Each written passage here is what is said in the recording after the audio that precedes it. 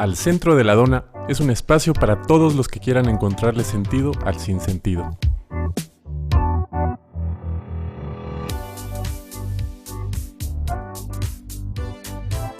Hola a todos, espero que se encuentren muy bien. Bienvenidos a este primer episodio de la segunda temporada de Al Centro de la Dona. Pues en esta ocasión vamos a hablar de cómo el consumo nos consume en el sentido más amplio de la palabra. Creo que un poco para empezar acerca de estos temas, decidimos hacer este primer episodio que se llama Si anduvimos por aquí y por acullá, ¿por qué no me hallo acá? Y pues la intención de esto es hacer un pequeño recorrido histórico para entender un poco acerca de los procesos sociales, económicos, políticos que nos han llevado a esta situación, ¿no?, que estamos planteando. En esta ocasión estamos varios integrantes del Centro de la Dona, si se quieren presentar, chicas. Hola, ¿qué tal? Soy Joana. Y yo soy Valentina Raquel. Yo me llamo Marian. No vamos a estar discutiendo nada más nosotras, nos está acompañando Richie. Richie, ¿cómo estás? Hola, muy bien, ¿ustedes cómo están? Bien, Richie, muchas gracias. Pues justo hoy queremos tratar de introducirnos al mundo del consumo, entonces queremos aprovechar tu conocimiento. Bueno, para que lo sepan, Richie es egresado de la ENA y estudió historia. Entonces, la intención ahorita es tal vez echarnos unos 500 añitos hacia atrás para entender cómo ha sido nuestro proceso hasta hoy. Aquí queremos resaltar sobre todo los procesos que sentimos que son muy pertinentes y que caracterizan al modo de producción, de consumo, de vivir que tenemos hoy en día, ¿no? Sabemos que la historia humana todo está conectado, ¿no? Y realmente pues podemos contar la historia de la civilización así en estos 30, 40 minutos que tenemos. Pues sí queremos puntualizar como en los puntos claves, ¿no?, que sentimos necesarios. Bueno, pues muchas gracias por la invitación y por la presentación. Y pues sí, justamente como menciona, ¿no? Es un proceso histórico, es un proceso de larga duración que se ha ido construyendo en los distintos periodos que han acompañado a la humanidad. Pues sí, nos podemos remontar incluso hasta la antigüedad cuando se empiezan a tejer estas primeras redes comerciales, ¿no? Una de ellas pues es la ruta de la seda, que fue muy importante también en el periodo medieval. Posteriormente también la ruta de las especies. Obviamente influye también la cuestión de las cruzadas, etcétera. Todas esas son conexiones comerciales que se fueron tejiendo de manera histórica hasta el punto que llegamos a la expansión marítima europea, ¿no?, con el descubrimiento de América, la nueva ruta del Pacífico que estableció la Nueva España para comunicarse con Filipinas, y eso pues tiene mucho que ver con la conquista de Constantinopla por parte de los turcos otomanos, ¿no?, porque cerraron esas rutas orientales mediante las cuales Europa comerciaba con ellos, ¿no? Y eso nada más así como antecedente. Sí, entonces un punto clave es la conexión con otras poblaciones, como bien dices, la globalización, ¿no? El hecho de estar en contacto y comerciar. Creemos que un buen punto de empezar es colonialismo, que posteriormente sería conocido más como imperialismo, ¿no? Sí, claro. Y sí, como mencionas, el descubrimiento de América y la conquista de México es como uno de los puntos más culminantes para establecer como esta conexión ya a nivel global, y de esa forma que Occidente pudiera comenzar a expandir sus modelos económicos, sus formas culturales, también organización social, sistemas políticos, etcétera, que también van a acompañar a este proceso. Y que desde ese momento pues ya empezaba a reflejar esta idea de imposición, ¿no? O sea, que para que pudiera seguir subsistiendo este tipo de producción se tenía que replicar en muchos lados, ¿no? Ahí lo que podríamos mencionar al respecto es que la civilización occidental desde la antigüedad se fue construyendo de manera eurocéntrica, valga la redundancia, ¿no? Es decir, ellos pensaban que todo lo que estaba fuera de lo que es la sociedad griega podía ser considerado bárbaro, ¿no? Y así sucedió también con la expansión del cristianismo. Cuando Europa se cristianiza, lo mismo piensa, ¿no?, que todo lo que está fuera de sus dominios es algo demoníaco, ¿no? Es este rechazo como al otro. Y cuando llega la conquista de México, el descubrimiento de América, pues traen ese sistema, lo trasladan acá y lo implantan, como dices, una imposición pues de tu cultura, ¿no?, por encima de otra. Y creo que aquí esto es interesante resaltar eso, ¿no? La imposición ideológica estuvo acompañada de la explotación de recursos. En el comercio que ya existía y era bastante ágil, pues también aumentó mucho toda la producción que podía darse desde aquí, ¿no?, desde América. Creo que un punto clave para pues lo que nos preocupa hoy en día es esta noción de que la naturaleza es algo que está ahí para nuestro provecho, y el colonialismo de que esos ciertos países pues ya eran donde se obtenía la materia prima, ¿no? Y era pues explotable, y de hecho pues en México sabemos que durante la colonia o sea, era prohibido producir ciertas cosas aquí en el país, ¿no? O sea, se tenía que exportar la materia prima, llevarla a Europa, allá se hacían pues ya los bienes manufacturados y se regresaban a México, ¿no? Esta idea que a mí se me hace muy ilógica, que no tiene sentido. Y pues sí, o sea, eso tiene que ver precisamente con ese proceso de apropiación de los recursos. Es un proceso largo de apropiación por parte de los capitales extranjeros sobre las materias primas mexicanas. Y esa dialéctica materialista que tiene el hombre con su medio viene desde muchísimos siglos atrás. En el momento que el humano se concibe a sí mismo como un animal que no tiene los medios integrados en su cuerpo para la supervivencia, pues necesita transformar del medio para poder desarrollar esa supervivencia. Y es lo que conocemos como cultura, ¿no? La cultura, digamos, que es el elemento que hace que el humano se relacione con su medio, y cuál va a ser el proceso mediante el cual lo va a transformar, ¿no? La adaptabilidad. Y eso pues tiene que ver directamente con la relación que establece con la naturaleza. Los asentamientos generalmente se van a establecer donde haya agua, donde haya tierra para cultivar, etcétera. Y como les decía, ese proceso de apropiación por parte de capitales extranjeros o por parte de empresarios extranjeros de los recursos mexicanos, pues tiene mucho que ver desde la Nueva España, como mencionas, ¿no? Porque hay un proceso que Wallenstein explica, que es el del sistema mundo, ¿no? En el cual el mundo, digamos ya en un sentido capitalista, pero protoindustrial, está organizado de cierta manera económicamente, que va a existir un centro, ¿no? Una metrópolis. En este caso, pues van a ser las potencias europeas del siglo XVI, que vendrían siendo Francia, Inglaterra, España. Por ahí los Países Bajos se convierten en potencia económica. Y bueno, están esos centros que son la potencia económica. Son los principales consumidores de todas las manufacturas y de todos los recursos, y también son los principales centros de distribución de esa riqueza, ¿no? Posteriormente, afuera de esos centros está la semiperiferia, que vendrían siendo como estas pequeñas ciudades aledañas dentro de Europa, que tienen relación directa y digamos que están bajo el control administrativo de las grandes potencias, y en ellas son centros de consumo, pero también son centros de manufactura, ¿no? De producción. Ellos más bien son consumidores principalmente de materias primas para comerciarlas con las grandes ciudades. Posteriormente, pues ya tenemos lo que vendría siendo la periferia, que es lo que nos tocó ser a nosotros, ¿no? Una colonia española, porque es una economía de enclave. Esto quiere decir una región de la cual tú vas a abastecerte de materias primas, ¿no? Y por sus minerales, por sus recursos agrícolas, por muchísimas cosas, ¿no? Incluyendo la grana cochinilla. Fue uno de los productos más explotados en México cuando vivíamos en el virreinato, ¿no? Bueno, no vivíamos nosotros, ¿no? Cuando estaba el virreinato. No, pues sí, claro. Qué chistoso cómo estos contactos y este sistema pues también cambia la cultura desde allá a acá, ¿no? Y yo creo que también del centro-periferia después es el comienzo de un círculo vicioso, ¿no? Porque por un lado pues tienes las periferias que cada vez tienes que estar sacando más recursos, y por el otro lado del centro tienes que encontrar un mercado que te vaya a comprar todos estos productos que estás empezando a producir exponencialmente. Y creo que es un poco irónico que terminan siendo los países periferia los que son el objetivo de estos mercados, ¿no? De esta creación de mercado. Por supuesto, es parte de la lógica de expansión podríamos decir también del capitalismo del preindustrial y ya posteriormente del industrial. O sea, su lógica es la continua expansión por más recursos y por más mercados, ¿no? Porque no solamente las colonias o las periferias, no solamente se vuelven lugares de extracción de recursos, sino también se vuelven centros de consumo, ¿no? Precisamente de lo que comentabas, de esas manufacturas que se generan en las metrópolis y se regresan a los lugares de donde fue extraída la materia prima, ¿no? Sí. Se vuelven además mercados para el capital, ¿no? Sí. O sea, aquí ya estamos hablando como de liberalismo clásico.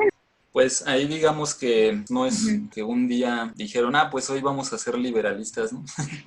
Pero digamos, el liberalismo como doctrina filosófica, pues surge en el siglo XVIII, ¿no? Principalmente con las ideas de John Locke, que era un filósofo inglés. Él decía que todo el conocimiento se produce a partir de la experiencia, pero pues nacemos en blanco, ¿no? Entonces, por esa misma concepción que él tenía, se opuso como a ciertas instituciones del antiguo régimen, incluyendo la iglesia y el sistema aristocrático. Por ello, él considera el padre del liberalismo clásico, porque fue de los primeros en abogar por esta libertad económica entre particulares, ¿no? Sin la intervención en este caso, del Estado. Y ya posteriormente, pues sí, ya Inglaterra pues sería la cuna del capitalismo, ¿no? Hay como dos elementos que pueden ayudarnos a explicar ese proceso. Uno de ellos, pues, es la expropiación de tierras por parte de la burguesía en contra de los campesinos que tenían tierra comunal. O sea, antes la tierra le pertenecía a varias personas, no a una comunidad, a pesar de que estaban bajo un régimen feudal. O sea, bueno, el señor feudal era el dueño del campesino y de la tierra, ¿no?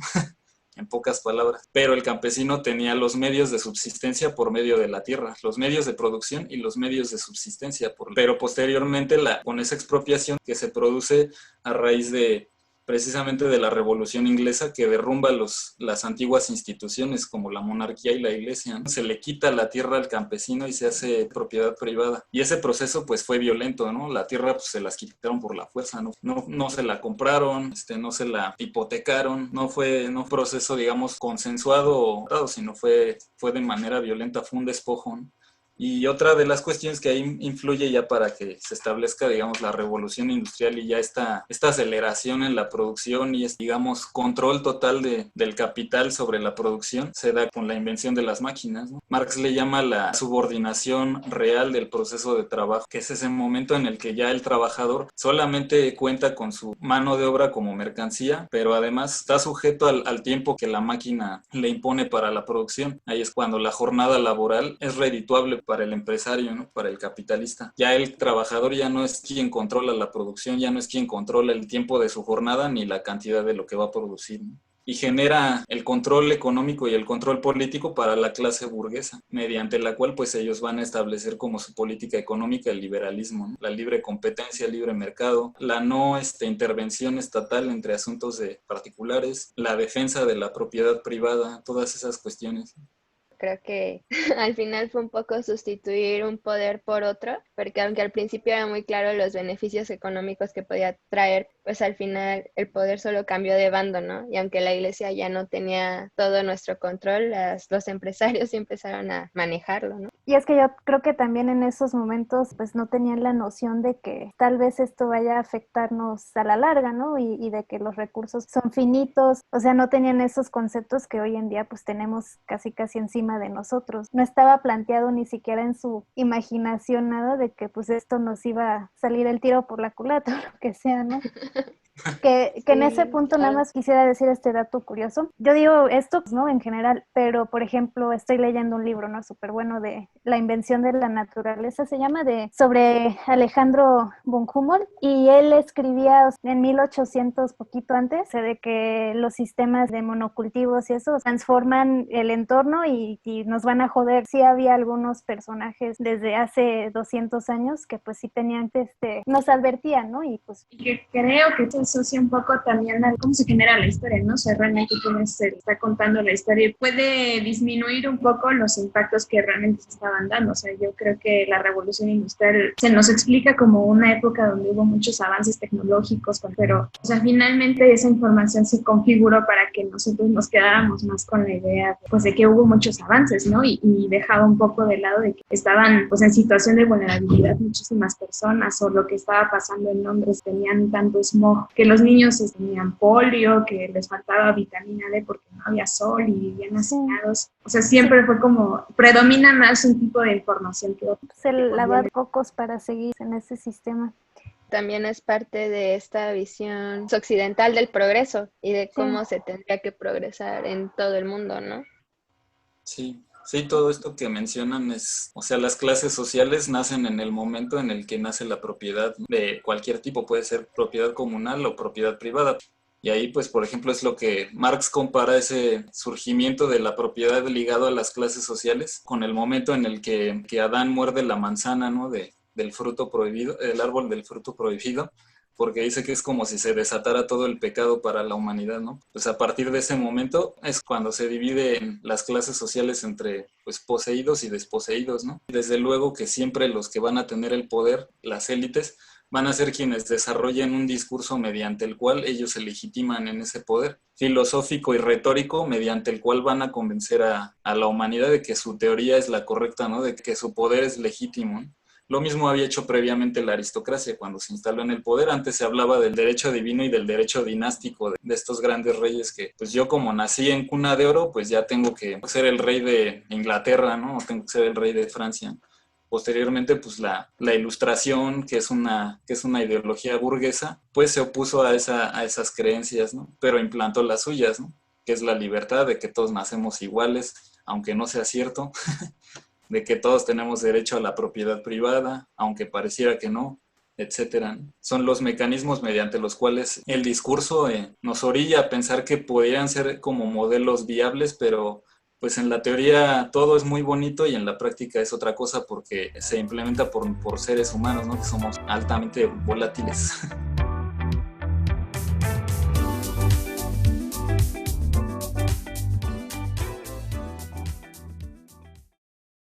Escuché a una persona en otro podcast que decía así, que es de Oaxaca, ¿no? Que decía, pues yo con un cachito de tierra, ¿no? Tengo un río aquí, si es que estuviera el río limpio y así, o sea, tengo agua, tengo pues mis metros, ¿no? Cuadrados de tierra donde puedo sembrar y así, y pues puedo sobrevivir perfectamente bien, saludablemente, sin tener ni un peso en mi bolsillo, ¿no? Pero pues obviamente a todos estos modelos que estamos discutiendo un poco, pues no les conviene para nada que la población pues esté en esas condiciones, ¿no? Claro, que es algo que ya habíamos comentado en otras ocasiones, que nos crearon necesidades que antes no teníamos, que al final si tú eras capaz de ser autosustentable con tu tierra, o sea, está cañón que de pronto por el nuevo sistema o modelo de comercio ya tengas que depender cada vez más de otros. Sí, y es buen momento para darnos un salto en el tiempo, porque yo creo que estas necesidades que antes no teníamos, pues también muchas son inventadas, ¿no? O sea, no nada más ya son de, pues sí, la comida, lo que sea, sino pues ya también son comodidades, ¿no? Que con esta noción del sueño americano tuvo su impulso, ¿no? Después de la Segunda Guerra Mundial, y es que pues ya se crearon necesidades que no tienen razón de ser. Es donde entra en el juego como el cambio de protagonismos de lo que es Europa a Norteamérica, ¿no? Particularmente Estados Unidos. Ahí digamos que lo que sucede pues es precisamente que pasando por el siglo XIX, ese sistema del que nos habla Marx es un sistema de producción completamente basado en la explotación, en este caso de la explotación del trabajo asalariado, ¿no? Es el trabajo asalariado el que genera el plusvalor para el capital y al mismo tiempo ese salario lo que busca es que el trabajador tenga que regresar al día siguiente a la fábrica, que solamente le va a alcanzar para reproducir su condición. Pero pues obviamente a la actualidad pues han pasado muchísimas cosas y muchísimos procesos de que ese capitalismo basado en la explotación se ha transformado además en un capitalismo basado en el consumo, ¿no? Ya no basta nada más con el plusvalor que puede generar la jornada laboral, ¿no? Sino también ya es dependiente el capitalismo del consumo precisamente de ese sector asalariado, ¿no? No importa si ganas el salario mínimo o si ganas 20,000 pesos al mes, ¿no? Mientras tengas un salario vas a ser asalariado, ¿no? No tienes medios de producción, no eres capitalista, ¿no? Porque de repente luego hay gente que por cierta, digamos, nivel económico o diferencia en su salario respecto del de otras personas, creen que pertenecen a otra clase social o a otro estatus social, cuando no es cierto, ¿no? Ese es precisamente el consumo en la actualidad, es la ilusión que busca generar, ¿no? Y de eso se encargan también la publicidad, los medios de comunicación, el internet, todo eso, ¿no? De venderte un ideal de vida, ¿no? De por medio de tu consumo tú puedes acceder a una élite social, ¿no? Pero pues es una ilusión totalmente y eso al mismo tiempo pues genera apatía con respecto a los temas de tu misma clase social, ¿no? Genera desmovilización y eso es precisamente lo que hizo el estado de bienestar y el American Way of Life, venderte una ilusión para desmovilizarte, ¿no? Ahí es cuando el sector obrero comienza a dejar su actividad revolucionaria y empieza a buscar una vida más cómoda, basada en el consumo.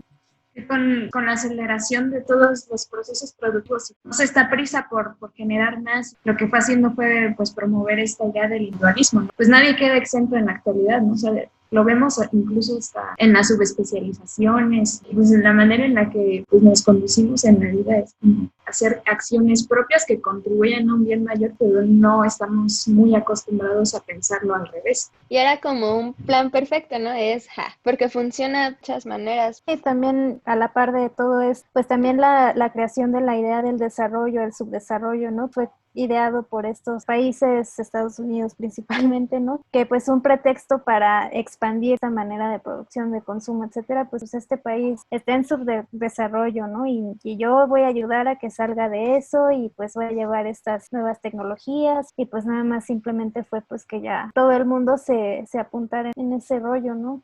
Estas ideas que mencionas del subdesarrollo, de los países desarrollados, del primer mundo, el tercer mundo, etcétera, son conceptos inventados por Occidente precisamente para tener un discurso legitimador sobre sus procesos económicos y políticos. Tú nunca debes de juzgar a los actores sociales por lo que dicen de sí mismos. En este caso, tú no puedes juzgar a Occidente no puedes decir, sí, ellos dicen que son primer mundo, entonces pues yo los tengo que calificar como primer mundo, ¿no? No es así, ¿no? O sea, estos conceptos son invenciones con el fin de dominar a otras poblaciones, a otras sociedades. Pues ya también hablaremos de la globalización, que no es más que el medio por el cual se expanden estas políticas capitalistas, liberalistas, neoliberalistas. El neoliberalismo, pues hay que entenderlo realmente como un regreso al liberalismo clásico, pero pues obviamente permeado con los matices del contexto en el cual se desarrolla, ¿no? Es lo que pues se había visto, no sé, que siempre hay como cierto tipo de tensiones que van a ser las que van a estar modificando políticas económicas, pero finalmente están basadas en lo mismo, ¿no? Algo que, por ejemplo, a mí me llama mucho la atención es lo que sucedió en Estados Unidos a partir del crack del 29. Obviamente hay muchas teorías sobre el derrumbe del sistema capitalista, pero digamos que esa crisis evidenció muchas de las contradicciones que tiene este sistema, ¿no? Y en las cuales se fundamentan. Pero a mí lo que me llama la atención es que en Estados Unidos el mismo sistema buscó los elementos o los mecanismos para recuperarse, ¿no? Y lo hizo.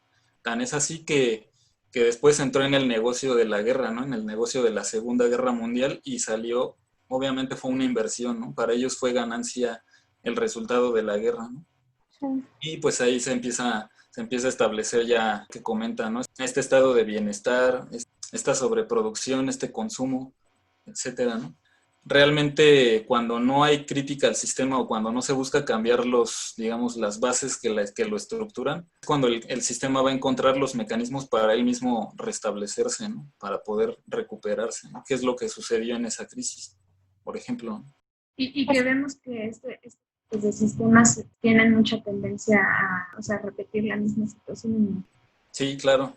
A mí lo que me llama la atención es que estamos viviendo un proceso, o sea, casi lo mismo, ¿no? Ahorita el Estado, digamos, bueno, los estados, las corporaciones, pues el mundo está dominado por ellos ganan con esta crisis, ¿no? Bueno, obviamente lo del coronavirus es algo totalmente, o sea, eso no se puede planear ni se puede predecir, ¿no? O sea, pero que ha sido y está siendo aprovechado, ¿no? Para replantearse, para que el mismo sistema se pueda replantear a sí mismo, ¿no? ¿Por qué?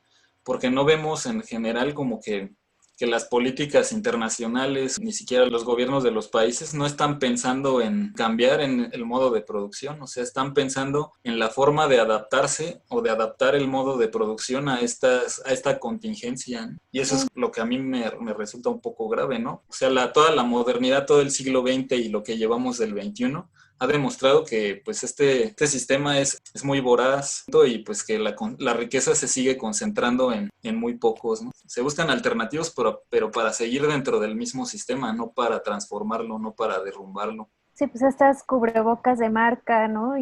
Sí, Y claro. también todo, o sea, la onda de productos ecológicos y todo eso, que igual es crear un nuevo mercado, ¿no? De acuerdo a las necesidades, ¿no? Creo que una de ustedes comentaba, ¿no? De que ya me voy a sentir bien y ya voy a poder dormir en la noche porque pues ya compro popotes biodegradables, que pues yo siempre me pregunto, ¿no? Realmente qué tan biodegradables son los productos que reclaman serlo, ¿no?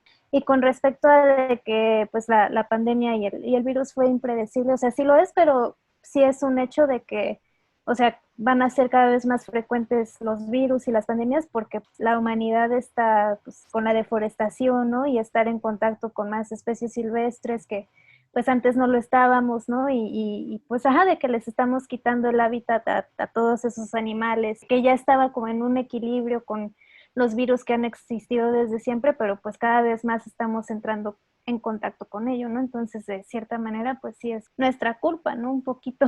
Y entran un montón de cosas, porque todo este contacto con otros ecosistemas, pero también entre nosotros, la sobrepoblación es un Exacto. problema gravísimo y pues cómo no te vas a contagiar si estás súper cerca de todos, en todos lados, No, ¿no? y la necesidad de la gente de ir a vacacionar por 3 días al otro lado del mundo, ¿no? O sea, ese pequeñísimo porcentaje que tiene la posibilidad de pagarse un avión y nada más ir de fin de semana a la playa, a Los Cabos, qué sé yo, ¿no? O sea, estamos en un movimiento totalmente en exceso, ¿no? Sí, claro, el virus no viaja solo, ¿no? Al virus lo mueve la gente, lo movemos nosotros los seres humanos.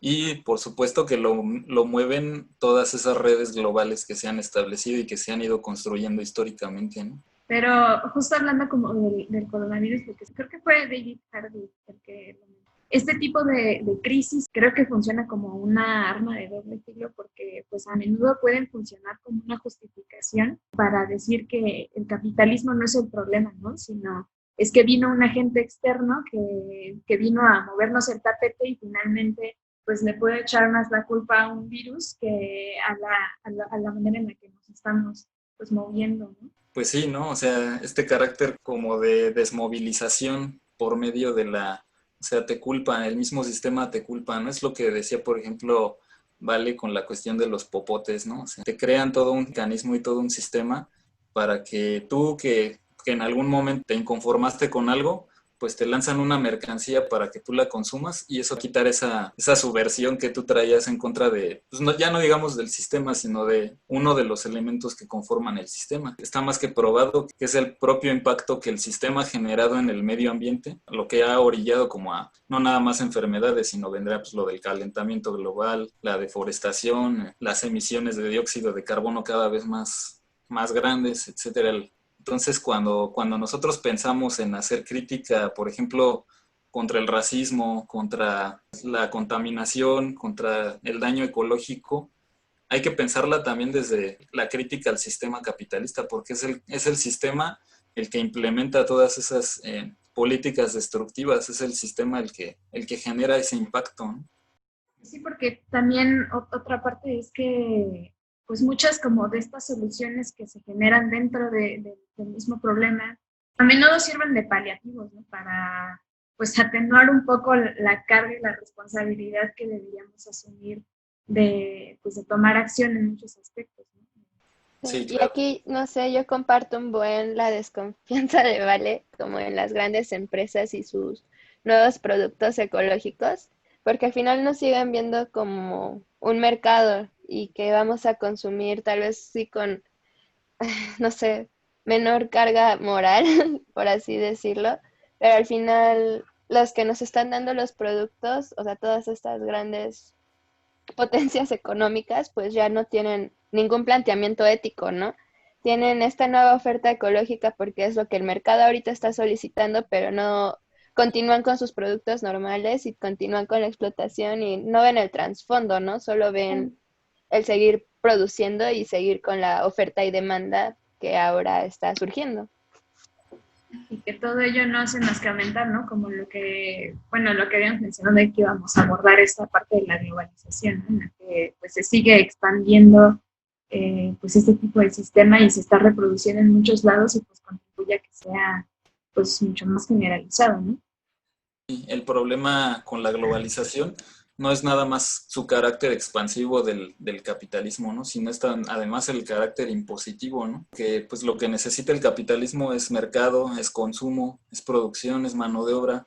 Digamos, la globalización no se expande por la buena, ¿no? Sino se expande de manera violenta, ¿no? O sea, se va sobre las comunidades, destruye su forma de vida, destruye su forma de organización, los vuelve esclavos modernos, es decir, gente asalariada y además consumidores, ¿no? Se ha creado un nuevo mercado. No es nada más que la globalización sea, pues todos nos podemos comunicar con todos y el mundo así casi todos agarrados de las manos, ¿no?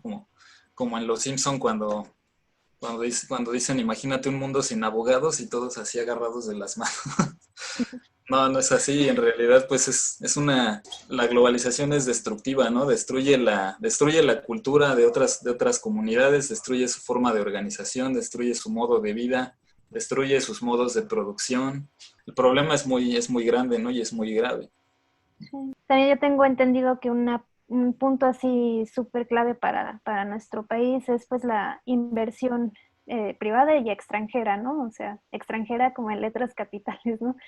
O sea, creo que pues eso es algo pues bastante grave, ¿no? Porque como que abrimos las puertas del país, ¿no? Y de las comunidades, ¿no? O sea, porque llega una empresa pues, extranjera o lo que sea que pues, se impone en un cierto lugar, explota los recursos y pues al fin del día pues ellos no les interesan las consecuencias porque pues no viven aquí, ¿no? Digamos, ¿no? Es algo que a mí me preocupa bastante porque pues la gran entrada a todo esto pues fue, o sea, obviamente desde la colonia, etcétera, pero pues también en el Porfiriato, ¿no? Ya México estando independiente y todo eso, cuando ya estaba buscando una unidad en el país, pues en vez de como nada más nuestra nación, ¿no? Y nosotros salir adelante, como que se le abrió la puerta y se creó esta dependencia tanto como para llevar a México a la modernización, ¿no? Y pues de depender en gente extranjera, ¿no? Y pues este fenómeno pues se vive todavía hoy a la fecha, ¿no? Y pues cada vez escuchamos más en las noticias que pues ciertos, no sé, ciertas comunidades y poblados pues están así en huelga porque no quieren la minera canadiense, ¿no? Y no, etcétera, etcétera, ¿no? Entonces, o sea, hoy en día pues sigue entrando esto, ¿no? Y no sé con bueno, ya me estoy saltando de tiempo, pero pues también con el TEMEC, ¿no? El tratado que pues nuevamente busca reforzar, ¿no? Y permitir todavía más este mecanismo, ¿no? Que yo siento que también es pues gran parte del problema, ¿no? Sí, justo le diste como al clavo, porque mencionaste neoliberalismo y más tarde mencionaste colonialismo, ¿no? O colonización. O sea, el neoliberalismo en realidad es como una continuación del colonialismo, ¿no? De lo que ya se había establecido, porque la inversión extranjera no nos ve a nosotros como, pues no somos sus amigos o no nos ve como parte de su sociedad, sino más bien nos ven como una economía de enclave, ¿no? Lo que mencionaba Wallenstein, nos siguen viendo como colonia, como un lugar donde puedes extraer recursos y donde puedes vender tu mercancía, donde puedes tener nuevo mercado, o puedes tener nuevos consumidores y además mano de obra, ¿no? Y además se valgan del consumo de los mexicanos, ¿no? Crean una sociedad consumista y esa sociedad consumista enajenada se inmoviliza, ¿no? Ya el sector obrero ya no es ya no es un agente revolucionario, ya es un consumidor más, y los nuevos agentes revolucionarios, que son las minorías y que son los movimientos subalternos, no buscan desmembrar la estructura del sistema, ¿no? Sino simplemente buscan como pequeños espacios de reconocimiento de sus demandas y de sus derechos. Pues sí, y llegamos a uno de mis temas favoritos para echar hate, que es justo como dentro de todo el neoliberalismo y la globalización siempre tenemos presente la idea de que todos somos iguales, o sea, de que podemos tener el mismo acceso a diferentes derechos, por así decirlo, pero creo que al final es un poco, o sea, más que un arma de doble filo, tiene un filo muy cañón, que es el que a todos nos ven como lo mismo y tratan de implantarnos lo mismo y se pierden un buen de cosas a nivel cultural, a nivel social y eso, o sea, creo que entre todo lo malo que hace como que nos tengan trabajando tantas horas al día para poder tener una vida digna, creo que la pérdida de toda la identidad social de diferentes lugares es de la parte más triste de este sistema. Sí, o sea, la homogeneización del pensamiento es una de las armas que utiliza la publicidad capitalista, ¿no? Y pues no sé, ahí como que también, pues sí, la destrucción del otro forma parte de eso, ¿no? La destrucción de su cultura, de sus tradiciones, etcétera, ¿no? ¿Por qué? Porque ellos no, más bien te puedes ahí como lo que hacen estos diseñadores franceses, ¿no? Te puedes apropiar elementos de la cultura y arrojarlos como mercancía capitalista y vuelves a un sector que a lo mejor simpatizaba con ese segmento, lo vuelves consumidor, ¿no? Y lo desmovilizas. Ahí, por ejemplo, me acuerdo de algo que me dice, siempre es mejor producir que consumir, ¿no? Que más bien producir alternativas y no consumir mercancía que te arrojan focalizada para cierto grupo, para cierto sector, para ciertos gustos, ¿no? Sí, y yo creo que si no estás en la posibilidad, pensando sobre todo en la Ciudad de México, ¿no? En un monstruo como pues si no puedes tú ser el que produce, pues por lo menos consumirle a gente más cercana, ¿no? A círculos más cercanos donde pues ya rompamos con el esquema de ser dependientes en las grandes redes, ¿no? Y más bien empezar a construir y a pequeñas redes, ¿no? O sea, o sea, pues sí, a gente por lo menos en nuestra periferia, ¿no? Sí, puede ser como un primer paso, ¿no? O sea, dejar de consumir, digamos, a nivel supermercados o a nivel superindustria y consumir más local, ¿no? Como consumir así como más con los productores, con los pequeños productores, con los productores locales, todo eso, ¿no? Y empezar como que a construir pues círculos como de autoconsumo y de autobeneficencia, ¿no? Sí, que es lo que me hizo ruido de lo que mencionaba Vale, ¿no? De que sí que hay comunidades que sí generan resistencia pues en momentos en los que están contra lo que les pertenece, ¿no? Y pues que es bastante valioso y válido. Creo que es importante retomarlo y que por eso generamos, a nosotros nos gustó mucho la idea de generar espacios para pues poder justamente entablar conversación y pues pensar un poco de pues en dónde estamos parados, moviendo de determinada forma o no, con qué no estamos de acuerdo y pues... Sí, hay que generar alternativas definitivamente y aquellas que ya existen o que ya se están llevando a la práctica, pues tomarlas como ejemplo, ¿no? Puedes estar o no de acuerdo en todo lo que digan, o sea, no es necesario que estés de acuerdo en todo, puedes tener como que discrepancias, pero pues sí valorar lo que tengan que decir, ¿no? O lo que te puedan aportar, ¿no? Y al mismo tiempo, pues también nosotros también hacer como este espacio, ¿no? En pequeños grupos pues de reflexión, ¿no? Este ejercicio que estamos haciendo es un ejercicio organizado. Estamos haciendo política de alguna forma. Aquí es un ejercicio político también. Sí, esa es la importancia de también reconocernos, bueno, no sé quién lo haya dicho, reconocerse como seres políticos, ¿no? Porque creo que también hay mucha resistencia, o lo que dicen de que de religión y de política no se habla sobre la mesa, es como, sí, pues miren dónde estamos por hacer eso, amigos. Pues sí. Yo, por ejemplo, creo que estas cosas que estamos haciendo pueden ser como mecanismos de cambio. Podemos ser agentes de cambio. Pues estamos pensando cosas que están sucediendo a nuestro alrededor, ¿no? En nuestra realidad del día a día. Entonces, el emitir una crítica con respecto a esas situaciones, pues ya estamos generando conciencia de clase, estamos generando conciencia histórica, estamos generando conciencia en muchos sentidos, ¿no? Yo creo que eso es algo que la sociedad necesita muy, muy cañón. O sea, necesitamos generar conciencia. Generar conciencia nos hace menos vulnerables ante las atrocidades que pueda tener este sistema, ¿no? Pues muchas gracias, Richie. No, al contrario. Muchísimas gracias, Richie, te rifaste. No, al contrario. Gracias a ustedes. Ustedes son las que se rifaron.